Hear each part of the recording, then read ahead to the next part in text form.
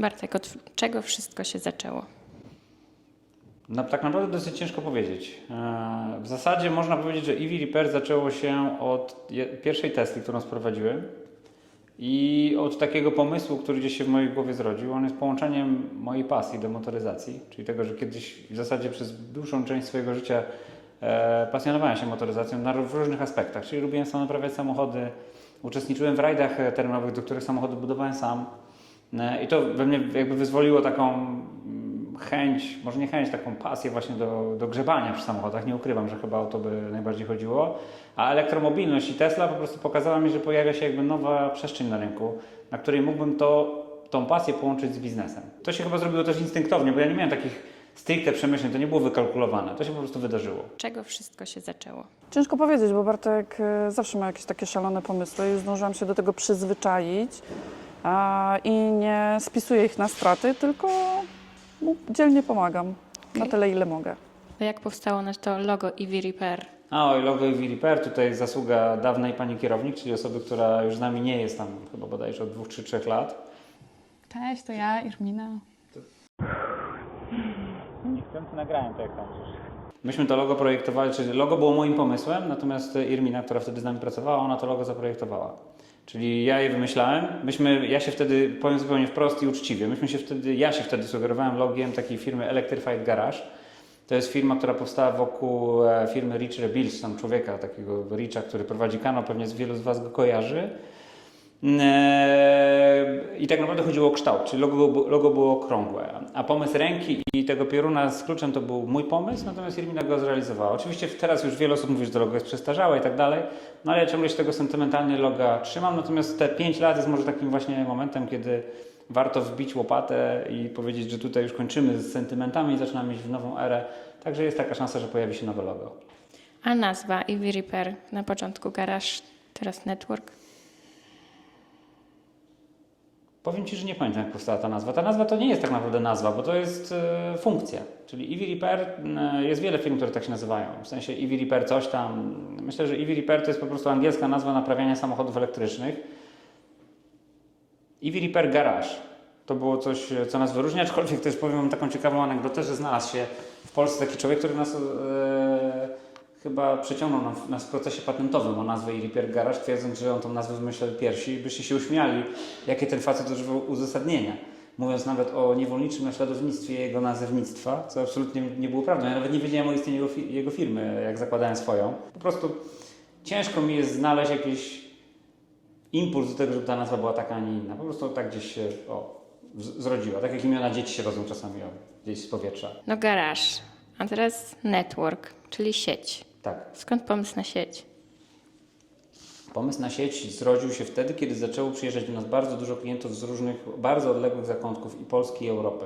I ja wtedy zrozumiałem, że albo zaczniemy się rozszerzać, albo prędzej czy później, bo to widać w klasycznej motoryzacji, ludzie będą szukali bliższego serwisu. I myśmy po prostu chcieli zbliżyć się do klientów. A z drugiej strony, mając na uwadze to, co się dzieje, moją specyfikę, nieumiejętność, powiem wprost, nieumiejętność pracowania z ludźmi i po prostu, a z drugiej strony gigantyczne problemy demograficzne, które teraz jakby naszą gospodarkę degrębią, uznałem, że lepiej będzie skorzystać z istniejących warsztatów i zinkorporować je lub dodać im naszą kompetencję i zbudować sieć, która będzie w stanie być bliżej klienta, czyli tego klienta, który gdzieś tam jest we Wrocławiu, w Poznaniu, w Szczecinie, w Bydgoszczy czy gdziekolwiek indziej, żeby mógł po prostu na miastkę EV Repair albo tak naprawdę może i rzeczywiście EV Repair dostać swoje miejscowości.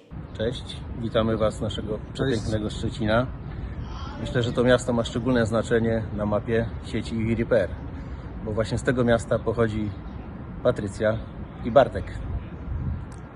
Nie ma bardziej szczecińskiego miejsca niż to, w którym stoimy. Są dwigozaury, są wały Chrobrego.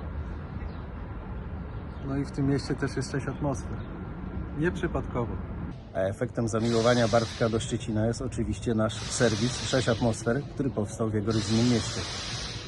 No i dzięki Bartkowi, dzięki jego zaangażowaniu zajęliśmy się również elektromobilnością. Bez Bartka to by było raczej trudne, a może nawet niemożliwe. Dzięki niemu mamy tą pewność, że zawsze sobie poradzimy. Pozdrawiamy ze Szczecina. Pozdrawiamy. Witam Was serdecznie, z tej strony EV Service Support. Szybka odpowiedź na pytanka quizowe. które dostaliśmy. Za co cenimy współpracę z EV Repair? Za to, że samochody elektryczne to nie jest czarna magia. Co daje nam bycie częścią EV Repair? Ciągły rozwój. Możemy Tak jak proszę na załączonym obrazku. zademonstrować. Niedługo będziemy specjalnie dla Was jeszcze więksi. Jakie macie skojarzenia z EV Repair po tych 5 latach? Powiedzenie, że samochody elektryczne To nie jest czarna magia. Dlaczego warto budować wspólną sieć specjalistów od EV? Bo możemy wymieniać między sobą informacje. Między innymi takie, że samochody elektryczne to nie jest czarna magia. Co chcielibyście powiedzieć ekipie EV Repair z okazji 5-lecia? Że samochody elektryczne to nie jest, nie żartuję. Chcielibyśmy Wam życzyć przede wszystkim zdrowia, spokoju, cierpliwości w odbieraniu naszych telefonów, ciągłych telefonów, co chwilę dzwonimy. A tak na serio to Tak bardziej na serio, to na pewno kolejnych 5 lat elektryzującej roboty. Oby biznes śmigał cicho, szybko i bez problemów, tak jak każde dobrze zrobione EV. No i obyśmy za kolejne 5 lat spotkali się przynajmniej w tak dużym gronie. no i pamiętajcie, że samochody elektryczne to nie jest czarna magia. Wszystkiego dobrego, życzę EV Service Support. Wszystkiego dobrego, cześć! Dołączenie do sieci było dla mnie naprawdę ważnym krokiem. Dało nam, mojej firmie, mi możliwość ogromnego rozwoju w nowoczesnym kierunku. Dostęp do wiedzy, doświadczenia, standardów, które dziś mają ogromne znaczenie w branży motoryzacyjnej, a także ogromny bufor bezpieczeństwa w poznawaniu tych kompletnie nowych rzeczy dla mnie. Siemaneczko Bartoszu, siemaneczko cała ekipo EV Repair Garage. Na wstępie chciałbym podziękować za to, że Bartosz zaprosiłeś mnie do tej sieci. Tak naprawdę pamiętam jeszcze, jakby to było wczoraj, jak napisałeś mi, że fajnie Łukasz, że wróciłeś do Polski, szkoda tylko, że nie jesteś w naszej sieci. I tak sobie pomyślałem, mówię, w sumie czemu nie? I to była jedna z najlepszych decyzji, jaką mogłem wtedy podjąć. Także dziękuję Ci, Bartoszu, że się do mnie wtedy odezwałeś, bo no, owocem tej współpracy jest na pewno to, że dzięki współpracy z siecią EV Repair podniosłem swoje kompetencje, także wszyscy, którzy są nowi w tym projekcie, czy jako warsztat certyfikowany, czy jako warsztat partnerski, to zrobiliście super ruch, że tutaj dołączyliście. Z częścią się już znam, z częścią się jeszcze nie znam. Co mogę powiedzieć? Mogę powiedzieć, że właśnie no, bycie częścią tej ekipy daje taki spokój, bo tak naprawdę wiem, że ja czy warsztat właśnie poradzimy sobie z każdym problemem. Hi, we became part of EV Repair because we fix cars and I personally believe that the future is electric. The fundamental reason was Bart's enthusiasm and passion. I wish EV Repair and Bart all the best to their 5th anniversary. Much success, a lot of new partners and satisfied customers in the years to come. Enjoy the celebration. Ciao! Więc pierwsza lokalizacja w Podolszynie, wybrałem ją dlatego, że była bardzo blisko, była tania. Ja nie miałem zamiaru tam prowadzić jakiegoś regularnego serwisu, to miało być takie może nie pro publico bono, ale takie naprawy bardziej na zasadzie pasjonackie. No skończyło się jak się skończyło, ale generalnie no, 80 m2, zimno, bez pogrzewania, ciężko było. Ciężko było, jak się pojawiło więcej klientów, to było też ciężko bardzo ten samochód obsługiwać. Także żegnamy się z naszą starą lokalizacją, na której żeśmy, że tak powiem, powstali, urośli się i nauczyli wielu rzeczy. Będziemy mieli ogromny sentyment do tego kanału EV Repair. Natomiast no, niestety, czas na zmiany. Klienci mają inne wymagania. Musimy iść z duchem czasu. No a później słynna kineskopowa, z której nie mogliśmy wyjść. Kineskopowa to taki temat, gdzie bardzo długo żeśmy siedzieli, ale nie tylko dlatego, że chcieliśmy, bo kineskopowa w zasadzie stała się bardzo trudną lokalizacją już po pierwszym roku, po 2 latach funkcjonowania, kiedy naprawdę dzięki Wam zresztą pojawiło się bardzo dużo samochodów do naprawy, zrobiło się bardzo gęsto, lokalizacja nam się bardzo zapełniła. Mieliśmy taki krótki okres, kiedy mieliśmy też zewnętrzny magazyn i ten magazyn był 2-krotnie większy od tej lokalizacji. Ale byliśmy rozbici na 2 miejsca, musieliśmy wozić jakieś tam części, no po prostu było strasznie trudno, bardzo trudno było. I tak naprawdę ta lokalizacja, w której teraz się znajdujemy, to nam spadła trochę jak gwiazdka z nieba, bo myśmy tam na tej kineskopowej już naprawdę byli w bardzo ciężkich relacjach z firmą, która nam to wynajmowała. Bardzo gęsta atmosfera była współpracy. To powodowało też, wiadomo, takie tarcia wewnętrzne. No, zawsze jest nieprzyjemnie się robi, jak jest taka atmosfera dookoła. I ta lokalizacja była dla nas takim wyzwoleniem. Tak naprawdę wchodząc do tej lokalizacji tutaj nowej, tej lokalizacji w Starej Wicznej, czułem się dokładnie tak samo jak na Kineskopowej 4 lata temu. Po prostu ta przestrzeń, mnóstwo, jakby od razu człowiek widzi te gigantyczne możliwości. No już teraz przestaje je powoli widzieć, bo 30 samochodów mamy chyba w tej chwili. Andrzej bardzo szybko to zapełnił, ale wciąż mimo wszystko czujemy się tutaj dużo lepiej i bardziej samodzielni. A co było najtrudniejsze przez te 5 lat? Ludzie. Zdecydowanie ludzie to jest najtrudniejsza część tej całej zabawy i zawsze w każdej firmie, obecnie w tej chwili dla mnie najtrudniejszą sprawą są ludzie. Ja nie jestem osobą łatwą w kontakcie, jestem bardzo dynamiczny, czasami nie patrzę na boki, nie patrzę do tyłu, nie interesuje mnie czasami, jak idę do przodu i coś chcę osiągnąć, to jakby pomijam ludzkie emocje i te wszystkie aspekty, po prostu interesuje mnie osiągnięcie celu.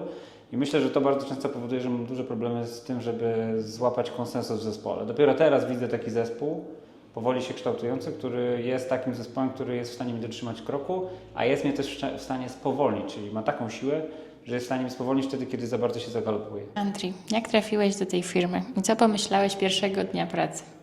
Pierwszego dnia pracy? Już nie pamiętam. Trafiłem, to znalazłem ogłoszenie na OLX. Przyjechałem na rozmowę do Bartka. Pogadaliśmy z nim może z 5 minut maksymalnie. Dłużej szedliśmy na warsztat z biura. No i co? I szedłem do pracy i na początku ta praca zupełnie inaczej wyglądała. Jakoś bardzo mało aut było. I większość swojego dnia no to spędzałem ze sprzątaniem tego warsztatu. A potem się zrobiło więcej. Teraz to w ogóle, nie wiem, dramat. Kosmos. Kosmos, tak.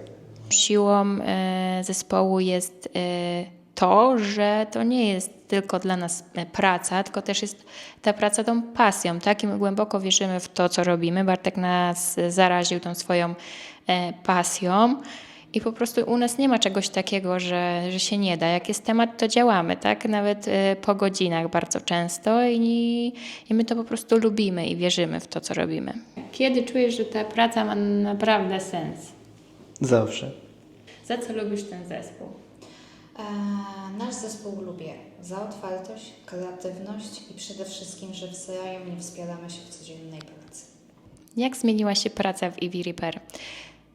Ogromnie się zmieniła. Ja tutaj pracuję już 4 lata i jak ja przyszłam do pracy, to tutaj były 3 warsztaty partnerskie, w tej chwili prawie 30, no i to tutaj mówi wszystko chyba.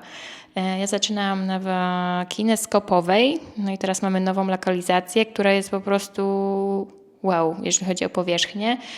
Co prawda Andrzej nie ma problemu z tym, żeby ją zapełnić i tak już nie mamy miejsca na parkingu praktycznie. A jaki był pierwszy moment, kiedy pomyślałeś, to może się udać? Pierwszy to chyba wtedy, kiedy przenieśliśmy się do nowej lokalizacji, czyli przenieśliśmy się z Podolszyna, z tego małego garażu, przenieśliśmy się do dużej lokalizacji i tak naprawdę może nie to, że widziałem, że zaczyna być dużo klientów, bo klientów jakoś dużo więcej nie przybyło wtedy, ale wtedy tak po prostu jakoś dotarło do mnie, że mamy przestrzeń, mamy możliwości. O, tak bym to określił. Czyli wtedy zobaczyłem nowy rynek, zobaczyłem jego potencjalny rozmiar i zobaczyłem, jak bardzo on się różni od tej klasycznej motoryzacji, co wtedy mi powiedziało, że tak, to jest chyba to, że coś, co może mieć sukces, co może osiągnąć sukces, tak. A jak pamiętasz taki przełomowy moment firmy, że pomyślałeś, nie, że to nie jest kolejne wariactwo, tylko faktycznie ta firma może odnieść sukces na arenie międzynarodowej na przykład?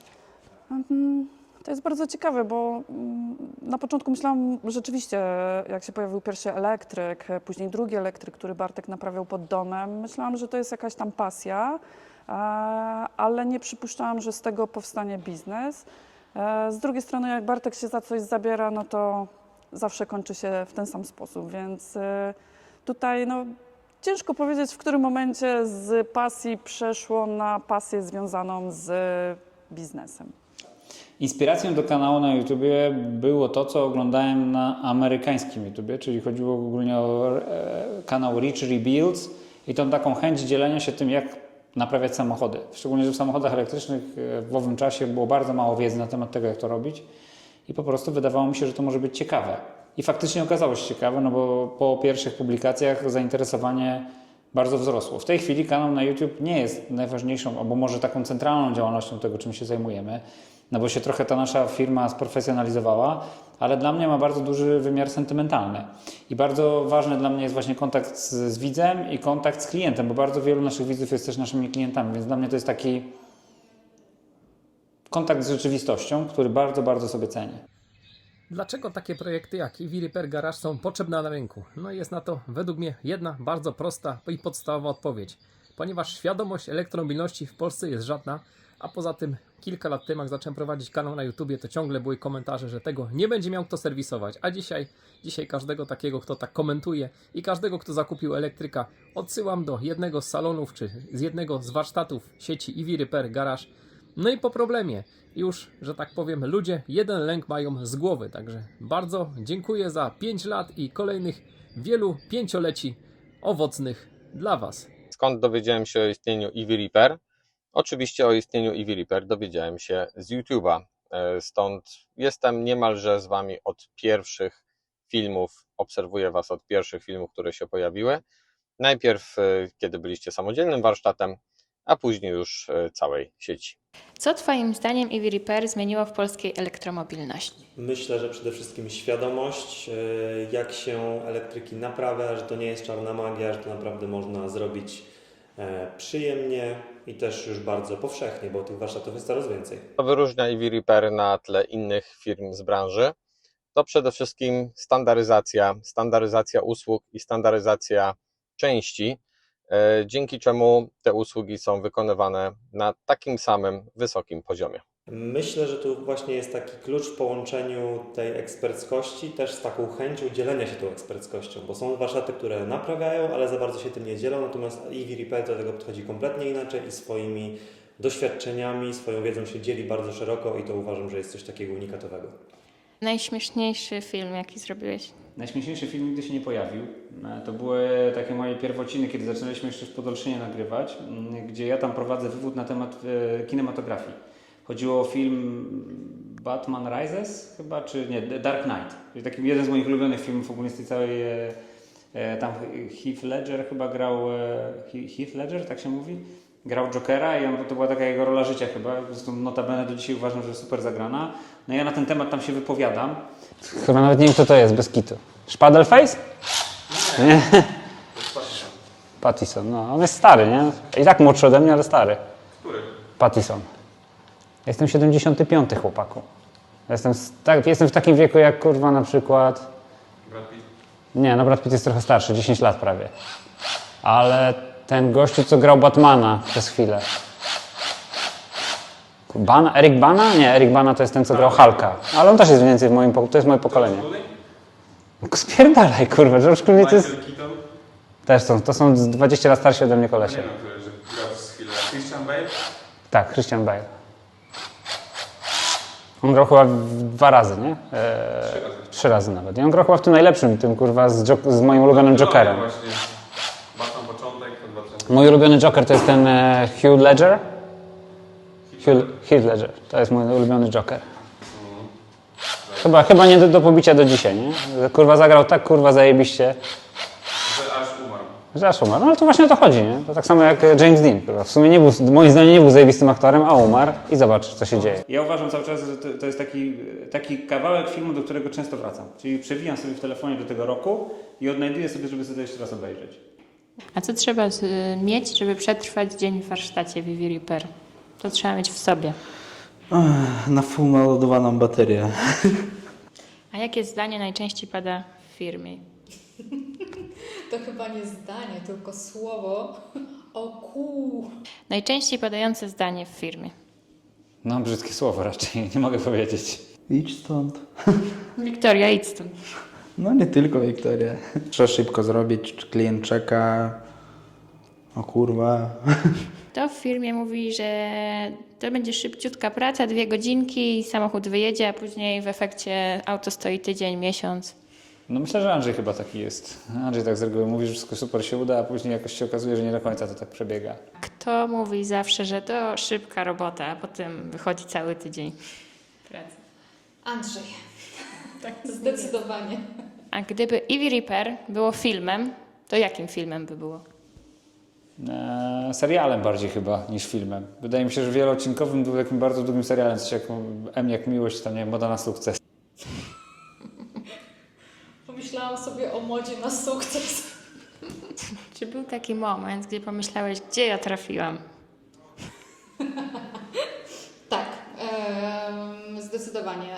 Najczęściej to mam momenty, kiedy wchodzę na warsztat i słyszę chłopaków i zastanawiam się, że banda przedszkolaków, gdzie ja tu trafiłam.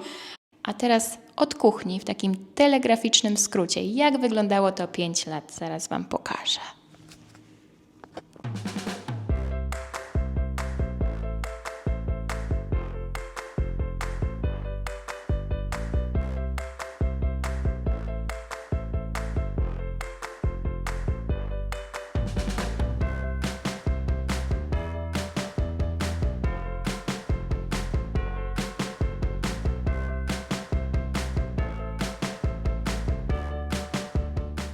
A z czego jesteś najbardziej dumny? Jestem człowiekiem, który nigdy nie osiąga tego stanu. I to powoduje, że zawsze chcę iść do przodu. Czyli nie jestem w stanie po prostu stanąć i powiedzieć, o jestem dumny, bo coś tam osiągnąłem. Po prostu nie umiem sobie takiego czegoś wyobrazić. Jestem człowiekiem, który absolutnie nigdy nie jest w stanie sobie powiedzieć, że coś osiągnął.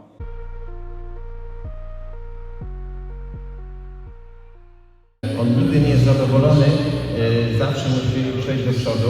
Myślę, że to jest jakieś schorzenie psychiczne. Żebyś nigdy nie poszedł do żadnego psychologa, który się z tego naprostuje. A pomyślałeś o mnie wtedy, co za szalony człowiek, czy moja krew, czy mój człowiek? No wariat, absolutnie. To nie mam wątpliwości do dziś, że trzeba mieć tą domieszkę wariata, żeby robić takie rzeczy, żeby iść pod prąd. Czy pamiętacie ten pierwszy moment, kiedy spotkaliście się z Bartkiem? I jak ta jego myśl wpłynęła na was i co wy myśleliście sobie wtedy? Tak, pamiętam Bartek, sorry, wciąż mam do napisania ten artykuł z naszej rozmowy, więc on się w końcu ukaże, to dopiero 4-5 lat, więc on nie jest jeszcze tak bardzo przeterminowany, więc na spokojnie. No i rzeczywiście to były teksty o tym, czy w ogóle to da się reperować, tak, i jak szybko to się psuje i czy ten samochód po 50 000 czy po 100 000 jest świetnika. No okazało się, że się psuje na szczęście, więc przynajmniej połowa tezy była prawdziwa, ale jednak ostatecznie nie do świetnika, więc jakby da się na tym też jeszcze zarobić. Znamy się na pewno od lat, czy to z internetu na samym początku, później były jakieś zloty w Ząbkach jako zloty pierwsze, też świetny czas, już wtedy Bartek tam się pojawiał. No a następnie jak zamówiłem Teslę w 2019 roku, no to też finalnie później wylądowałem w Ivy Reaper.